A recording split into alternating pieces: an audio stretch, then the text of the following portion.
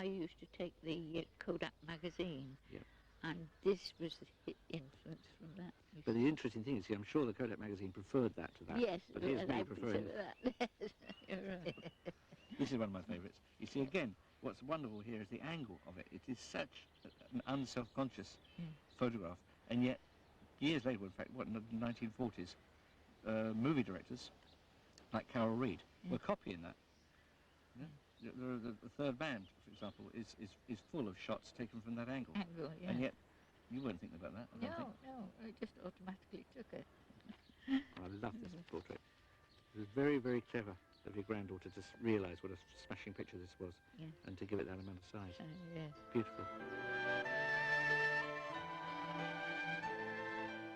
As a teenager, Vera loved setting up self-portraits with her box Brownie camera. Many years later, she entrusted her huge collection to her granddaughter, Sarah Haggerty. Sarah is a graphic designer. She came to feel that Vera's pictures were so good, they ought to receive wider notice. I don't know, it was just, I remember when you gave me those pictures, I thought, I've got to go through all of them at some point. Just got to, and I did. And then I started looking back at the black and white albums, and it was interesting, wasn't it? I went flying back to you, and I said, I think we should do a book. Yes. Well, I thought for years that something should be done with them. Yeah. It seemed my whole life there. So we took the long haul then, didn't we, to try and get a publisher. Yeah. It took about 3 years. I didn't stop believing in it all because I got such a good response from your pictures. Whoever I showed, whatever age, everybody loved them, and because of that reason I just felt I had to keep on with it. We eventually did get our publisher, didn't we? We did, and people love it now.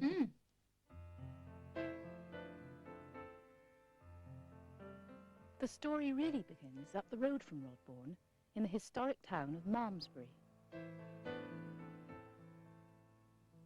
Much of the town's fabric remains unchanged, as Vera's early pictures show. I was born in Malmesbury on Whitsunday on May the 11th, 1913. So my mother used to call me Whitsunday's child. When you were 6, you went to Crosshay's Girls' School, and there were the children who came from the workhouse.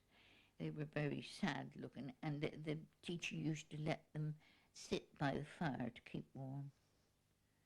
From there I got a scholarship to the grammar school in Malmesbury.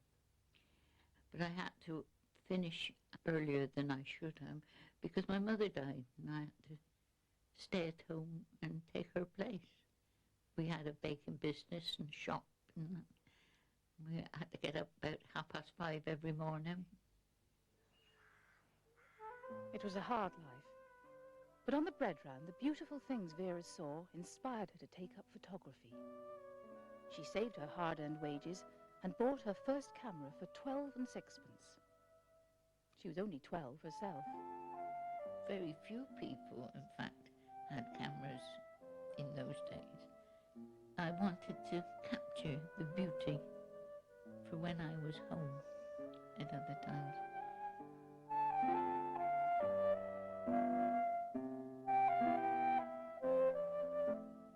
To improve her pictures, Vera started buying the Kodak magazine. This was the Bible for the pre-war amateur photographer, and Vera eagerly scoured its pages for new ideas. It was something I looked forward to every month. At twopence it was very good buy. And I got lots of tips when I did my own printing. One port of call on the bread round in Rodbourne was Parslow Farm. It was here that Vera met her future husband, Charlie. I met his sisters to start with, and they used to invite my sister and I out for tea. And from there we used to walk down to Angrove Wood and the mill. And then Charles and I became friends. 1937 we married and lived in Rodbourne, which I thought was the loveliest place anybody could live. In my idea, it was beautiful. That was our first rent, £53. half year's rent. The house now is worth about 160,000.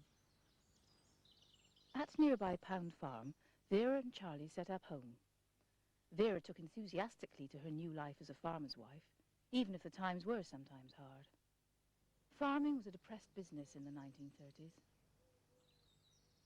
Vera recalls those days with Bob Scott and Olive Webb, who also worked on farms in Rodbourne.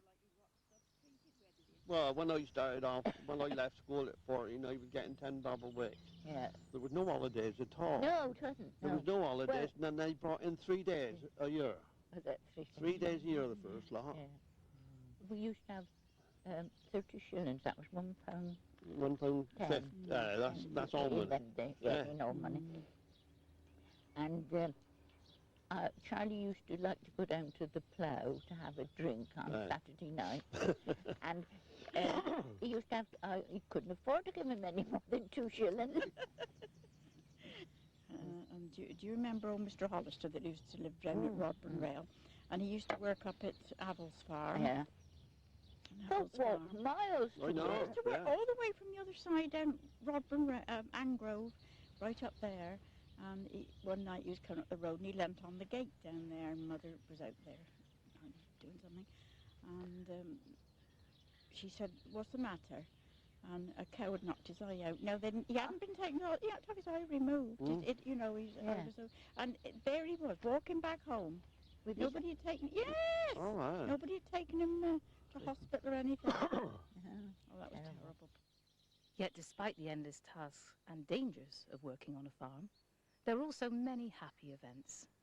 Vera's first child was born in Rodbourne, but as she recalls, childbirth was a costly affair before the National Health Service. 30 shillings. I paid the nurse. For a fortnight, she used to come in and wash the baby.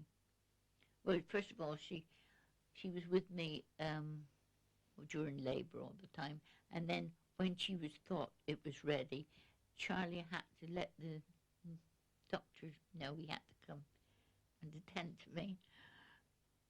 I always remember Olive Webb's mother lived down the bottom, so she said, "I'm going to take Mrs. Punter up a nice dinner." So she came up with a cooked dinner for me, and she came up into the bedroom and she said, "You shouldn't be sat up like that, my child." She said, "Your bosoms will catch cold." Vera and Charlie named their first child Anna. In such a busy household, her parents had to take her into the fields with them when they went to work, something Vera loved to record with her camera. Anna was later joined by a brother named George.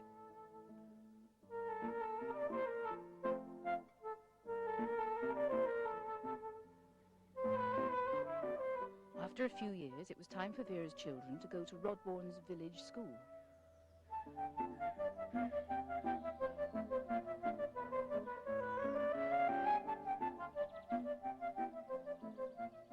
The school, which closed in 1971, now enjoys a new lease of life as a sculptor's studio.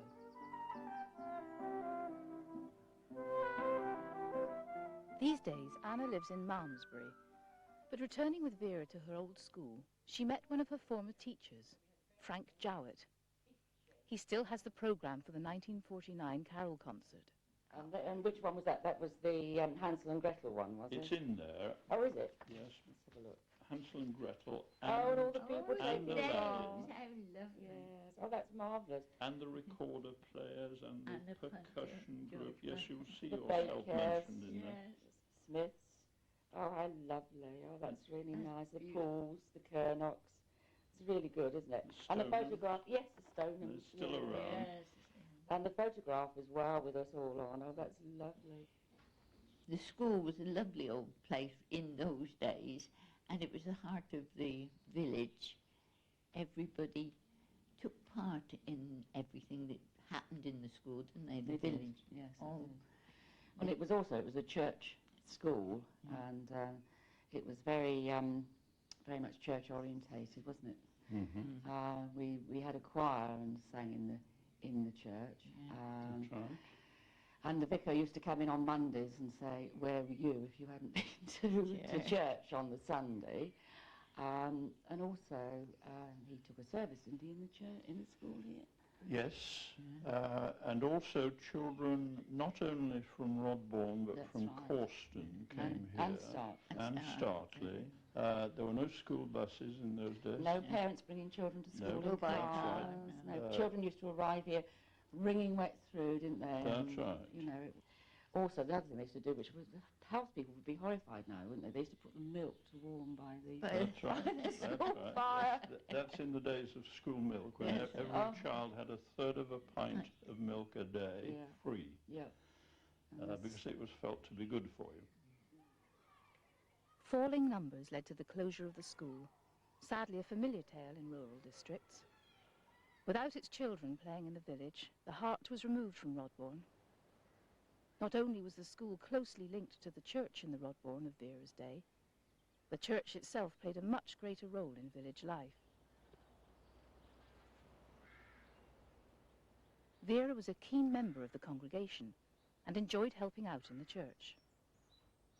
One of her favourite pastimes was decorating the altar. She recalls those days with her old friend Peggy Taylor. Years ago, you were really obliged to go to church. Yeah. Now today you just go when you want to. That's true, that's quite true. Yeah. And we had different altar cloths for different Festivals. festivals.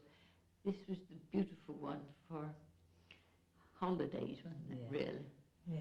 Some Beautiful that. beautiful. And we used to take it in turn. We were on a rota to get the flowers all done, weren't we? Right through the year, yeah. Right through the year. Yeah. And you can tell how many people used to do it because your turn only came once a year. That's didn't right, it? yeah. You did it for 2 weeks, but it only came once a year. And Your 2 if weeks. then, you often went over, didn't you? Yeah. Because there were such a nice lot of ladies on the rota, yeah. And you were christened here and confirmed Married here, yeah. Married here. Yeah. And so were lots of our friends. Oh, weren't yes, we? yes, We've been yes. to lots of weddings here. yeah. Yes, and unfortunately, lots of funerals as well. Yeah, that's true. Yeah, yeah.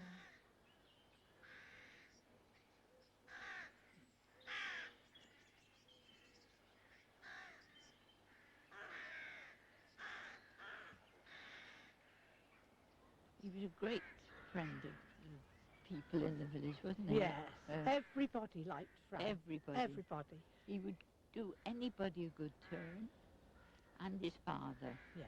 Because if we had hay ready and it was likely to rain, they would offer a horse or a cart or something Or a like that. van or something, wouldn't they? Yes, always, Yeah. yeah. To give you a help.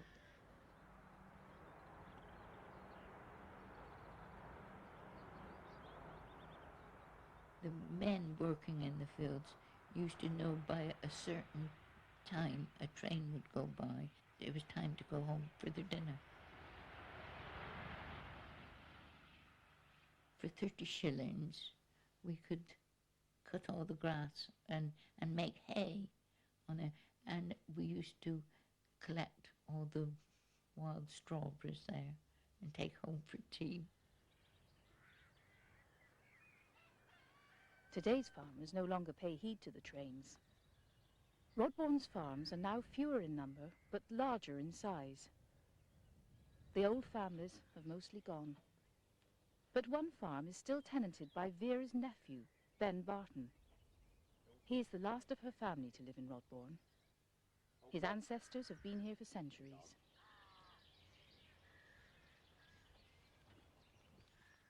Well, father's side of the family, they came down here in 1898, and then they only moved from Startley, which is only 2 miles away, so they weren't sort of long distance travel.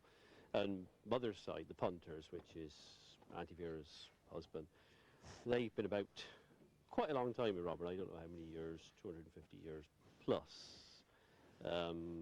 There's records of them going back certainly to the beginning of the 1800s, I think, in the village. And they've just always been here, sort of doing all manner of things. Some were farmers, some were woodworkers. I mean, Thomas Punter, which is my great-great-grandfather, I think it is, was the village carpenter who sort of spent his time making the frames for wooden sheds and everything else, and then also went and turned out that carving on the school porch.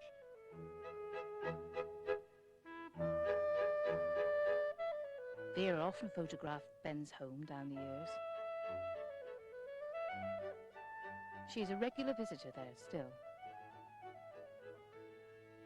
So, what do you think is the greatest change in your life then, Auntie Vera, in Rodbourne lifetime? Water. Having had to carry buckets of water from the up from off the well and walk them and take them from the well into the house.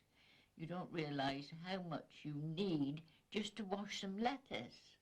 And when you've got children as well, and washing and clothes. Cows, I suppose, to carry for. Cows. When we used to have to water the cows, I mean, if you came past the river, you stopped there because it would save you giving them water when you got them back home. Yeah. I mean, everyone says the water tower's an ugly thing, but they don't realise what a blessing it was to us. Yeah. I suppose another thing, going on with animals, another thing is the disappearance of the horse, isn't it? Oh, absolutely, yeah. That's you true. know, so I suppose... Everybody had their horse. Yeah, whereas now they're a plaything. Not only has the purpose of the horse changed in the countryside, so has that of the cottage. A development Vera and her family think to the good.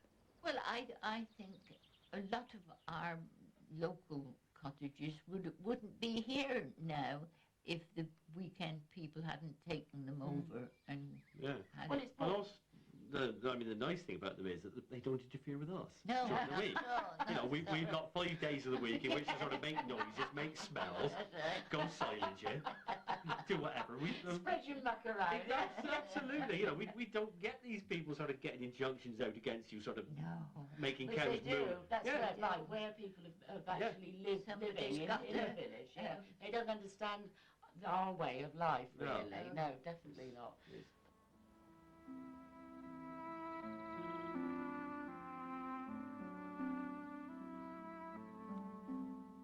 The village no longer floods like it used to when Vera took this picture one summer. Also, the nature of farming has changed enormously.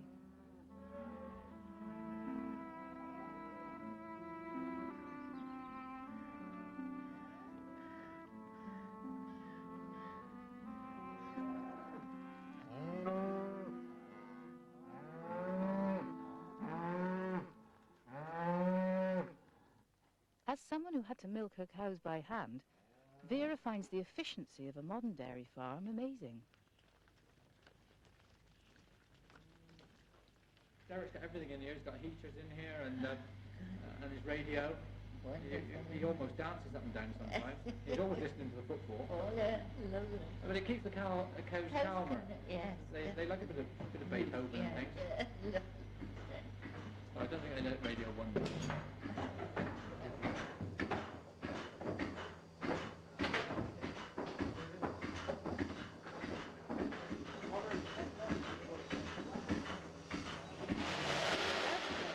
All fed.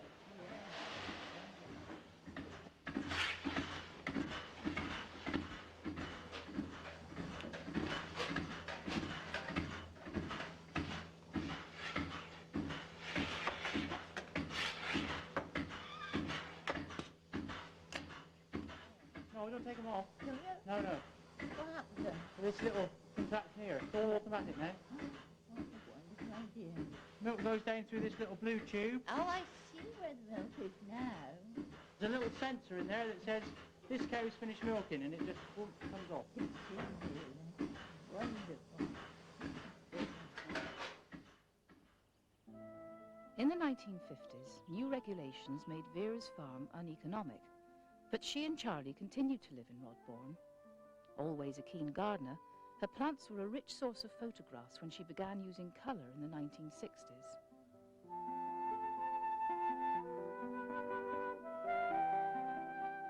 Village activities like the Mothers' Union continued, but the old families were leaving.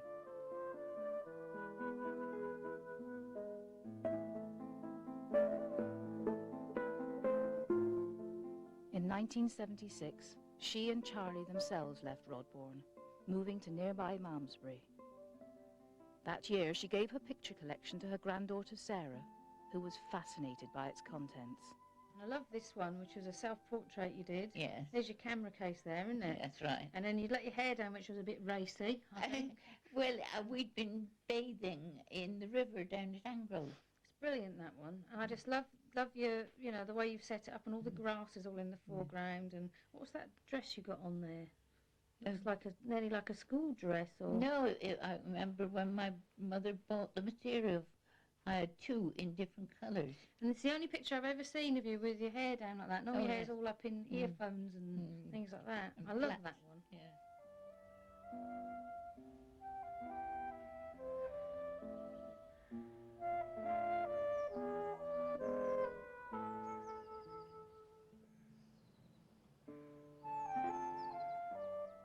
On the surface, Rodbourne looks little changed from when Vera took her pictures there. The village is still as beautiful. Under its canopy of trees, it's easy to forget there's a modern world outside Rodbourne, but reminders of it are never really far away.